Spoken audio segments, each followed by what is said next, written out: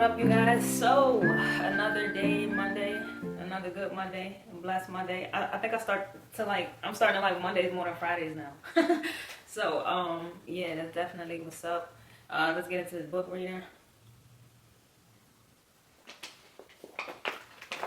So we're on pages 13 and 14 right now. All right, let's get into it.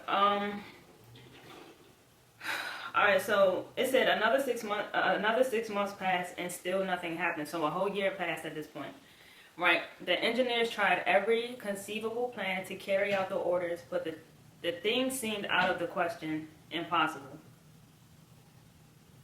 At the end of the year, Ford checked with his engineers, and again they informed him. At the end of the year, Ford checked with his engineers, and again they informed him they had found no way to carry out his orders. Go right ahead, said Ford. I want it, and I'll have it. They went ahead, and then, as if by a stroke of magic, the secret was discovered. The Ford determination had won once more. So, determination, basically, is what I'm getting out of this. To not accept no for an answer, basically. You're going to get no in life, and sometimes, like, Ford was like, his people was like, oh, we can't do this, we can't do that. But he was not letting up. A lot of us on a regular would be like, dang, so, we'll end up leaving it for the next person to get blessed. And then missing out on our blessings, So, I guess persistence and determination, but in the correct form. This story may not be described with minute accuracy, but the sum and substance of it is correct. Deduce from it, you who wish to think and grow rich. The secret of the Ford millions, if you can. You will not have to look very far. Some of the way they be putting words in this book to be throwing me. I guess I'm not used to really reading like that, so I'm still getting used to it. Henry Ford is a success because he understands and applies the principles of success. One of these is desire, knowing what one wants. Remember this Ford story as you read, and pick out the lines in which the secret of his stupendous achievement has been described.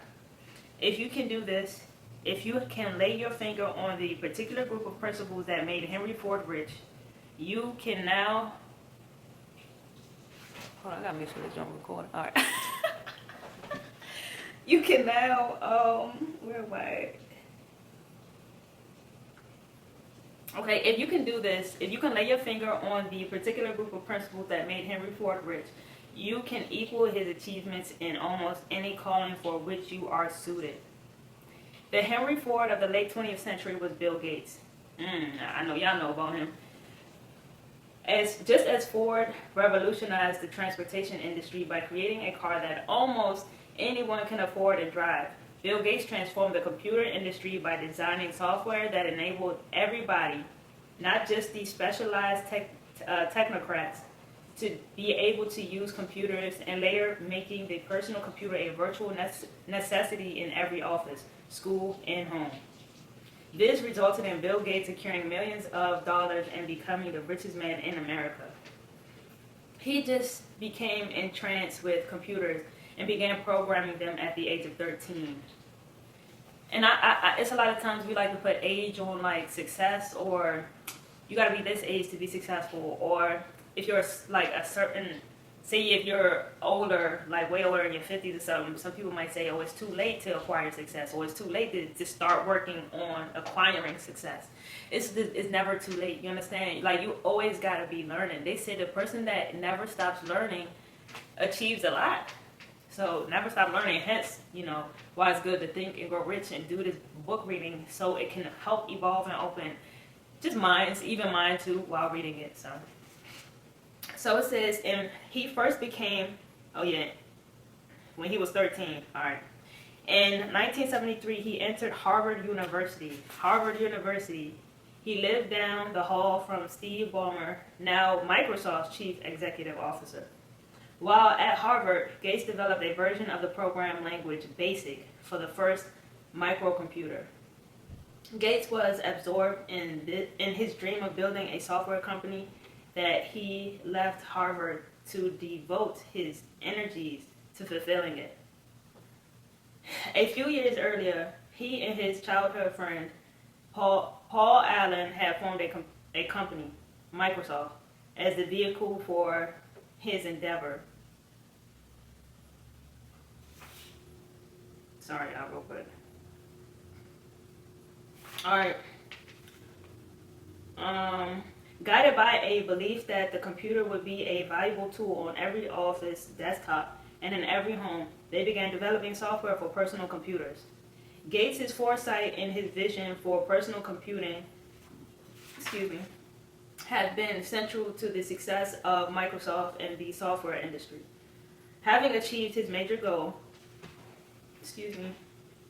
Bill Gates continues to pursue new goals both in the business of creating ever-improving computer programs and in his philanthropic work, having founded with his wife, Melinda, and the largest charitable foundation in the world. Melinda, I don't know why I keep saying it like that. But it says, you are the master of your fate and the captain of your soul. When the English poet W.C., I don't know how we just went from Bill Gates to, but that's how it is in the book. We on this part right here. So, when the English poet W.C. Henley wrote the prophetic lines, I am the master of my fate, I am the captain of my soul, he should have informed us that the reason we are the masters of our fate and the captains of our souls is because we have the power to control our thoughts. That's powerful. We have the power to control our thoughts. He should have told us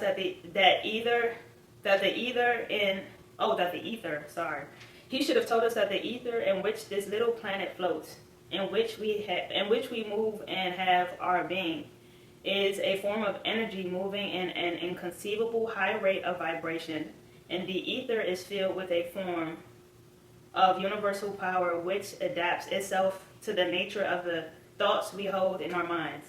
It influences us in natural ways to transmute our thoughts into their physical equivalent.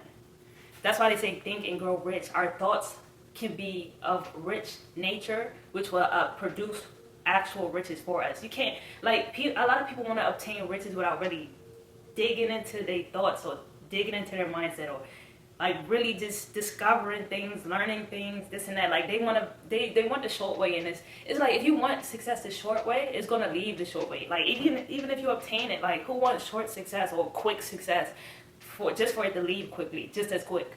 You understand? Longevity, I feel produces wealth. Short-term produces riches, and longevity I feel produces wealth. That's my thought on it. But yeah, tell me what y'all thought about the pages. That was it for that. We're gonna do 14 and 15 next week.